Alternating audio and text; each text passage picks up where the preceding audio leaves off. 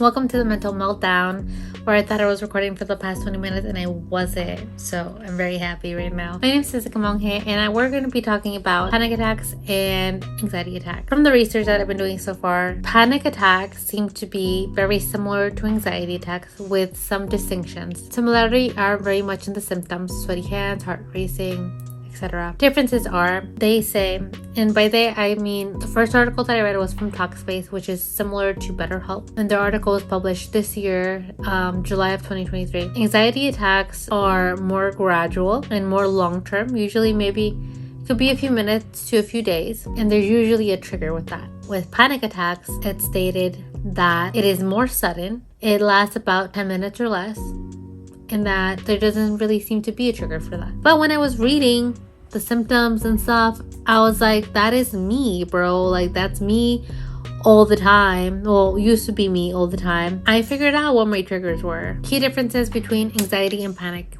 On Talkspace, and I'll link this down below, it says, there's a little chart here, a little picture. It says, what's the difference in terms of anxiety? It's restlessness, feeling wound up or on edge, being easily fatigued, difficulty concentrating or having your mind go blank, irritability, muscle tension, difficulty controlling worries, and sleep problems.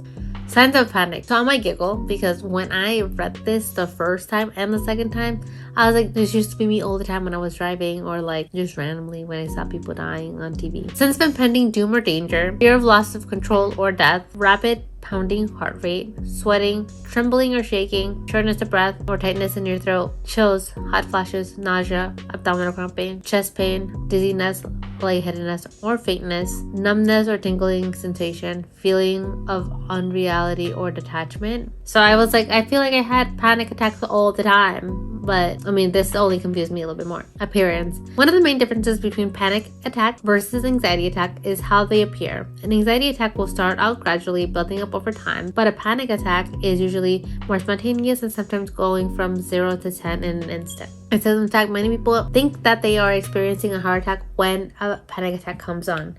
With that, I say, always check off all your boxes, and if you feel like you're having a heart attack, don't gaslight yourself and go see a doctor. Especially if you're a woman, people will always be like, oh, you're just having anxiety. And it's kind of like, no, bro, like, check me out first. Medical gaslighting is real. That was kind of the gist of this article. That was Talkspace, and then I went to Mayo Clinic, which is a source that I really, really trust, and it's panic attacks and panic disorders, causes and symptoms. This was published in 2018, and so I'm going to read you the overview. A panic attack is a sudden episode of intense fear that triggers severe physical conditions or physical reactions when there is no real danger or apparent cause. Panic attacks can be very frightening. When panic attacks occur, you might think you're losing control or having a heart attack or even dying. The reason why I side-eyed that is that I feel like that was gaslighting me. Like, what do you mean there's no real danger? As someone who very much felt like everything was an emergency at one point in my life, because that's kind of like the lifestyle I grew up in. I get it. Not everything is an emergency. Not everything is a danger. But I tell my students, validate yourself, because a part of you, a part of past you feels that it's very, very real. Instead of just telling them, no, it's not. You're not in real danger, be like, I understand that you feel this way, and it's okay you feel this way. Just be kind to yourself and your emotions is what I want to say. Many people have just 1 or 2 panic attacks in their lifetimes. When I first read this, I was like, who? Not millennials, not Gen Zers. 2 in their lifetime? Where? I have 2 a month. And the problem goes away. Perhaps when a stressful situation ends. And by stressful situations, I mean like stress at work or family, your dog, your animal, I don't know. But if you had recurrent, unexpected panic attacks and spent long periods in constant fear of another attack, you might have a condition called panic disorder. Although panic attacks themselves are not life-threatening, they can be frightening and significantly affect the quality of life. Treatment can be very effective. So these are symptoms as per Mayo Clinic. Panic attacks typically begin suddenly without warning. They can strike at any time, when you're driving a car or at the mall, sound asleep, or in the middle of a business meeting. You may have occasional panic attacks, or they may occur frequently. You may feel fatigued and worn out after panic attacks subsides. Okay, this is why I think I've been having panic attacks versus anxiety attacks, but I know the trigger. So like, I don't know, I'm not a professional, but in my opinion, I feel like panic attacks can have triggers. So the first thing that came up was Medical News Today. This was published in 2022 by a psychology doctorate critic called Vera Saripali. So she's a PsyD, alright, we could trust her, alright. So she wrote, how do you know if you're having a panic or an anxiety attack? Both cause a rapid heart rate, shallow breathing, and sense of distress. However, they typically differ in severity and cause. Panic attacks are often more intense and can occur with or without a trigger. Okay, see? While anxiety attacks are a response to a perceived threat. I like her. I like what she had to say. Because I thought I was going crazy. I'm like, no, I've had triggers. People often use the term panic attack and anxiety attack interchangeably, but they are not the same. These types of attacks have different intensities and durations. Symptoms of anxiety have links to mental health conditions, including OCD and trauma, while panic attacks mainly affect those with panic disorder. Oh, we really need to look into panic disorder, because that's interesting. She said, because the symptoms are so similar, it can be difficult to distinguish between panic and anxiety attacks. So panic attack. Symptoms typically appear suddenly. Symptoms are disruptive and may involve a sense of detachment. Anxiety attacks. A response to perceived stressor or threat. Feelings of anxiety may build gradually over time. Symptoms can vary in intensity. Symptoms may prevail for a longer period of time. I feel like this answered my question very much so earlier of my confusion of panic attacks and not having triggers. Symptoms are the same for the panic attacks that she listed here: rapid heart rate, chest pain, dizziness, hot flashes or chills, nausea, numbness or tingling, shaking, shortness of breath, stomach pain, sweating. People experiencing panic attack may also feel lost control, have a sudden fear that they will die, feel detached from themselves or their surroundings. Panic attacks last from 5 to 20 minutes. Several panic attacks can occur in a row, making it seem like it lasts much longer. After an attack, people feel stressed, worried, or otherwise unusual for the rest of the day. While panic attacks come on suddenly, anxiety symptoms follow a period of excessive worry.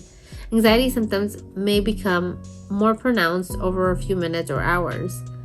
They are typically less intense than those of panic attacks. Anxiety attacks are not a diagnosable condition.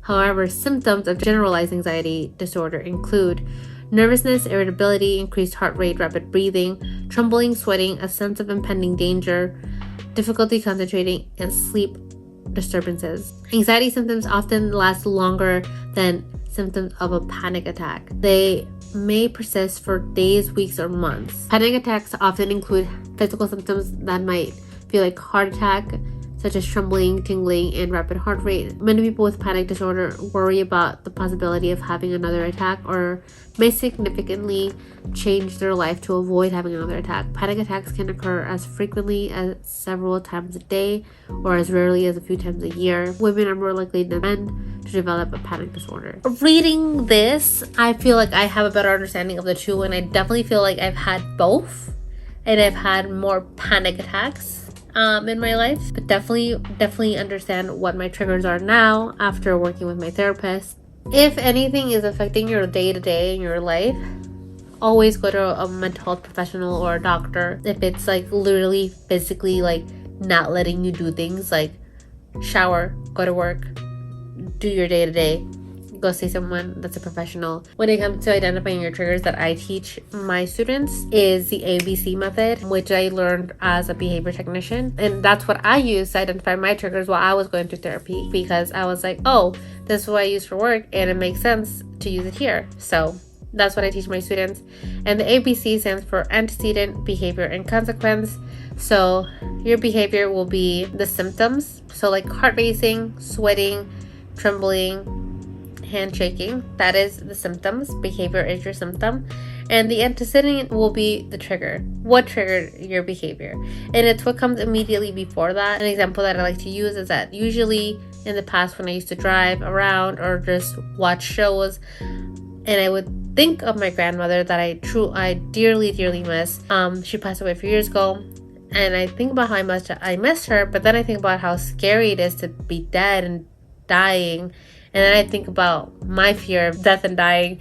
So that's when I would go into a downward spiral and have those symptoms and have a really intense, what I think now is a panic attack. C just stands for consequence. It's not a bad word. It's just what happens immediately after your symptoms are presented. For me, my hands would get really slippery on the wheel. Sometimes I would need to pull over. Sometimes I felt that I couldn't drive anymore. If I'm sitting on my couch, I might get so fatigued from all the symptoms that I go to sleep. So the consequence would be fatigue and sleep. The ABC method is antecedent, behavior, and consequence. So that is something that I teach my students when trying to identify their triggers. Always validate all your emotions and everything that you're feeling, because that way you're going to be able to heal yourself. Without validations, you're just going to shove your emotions down a deep hole, and it's not going to solve anything for you.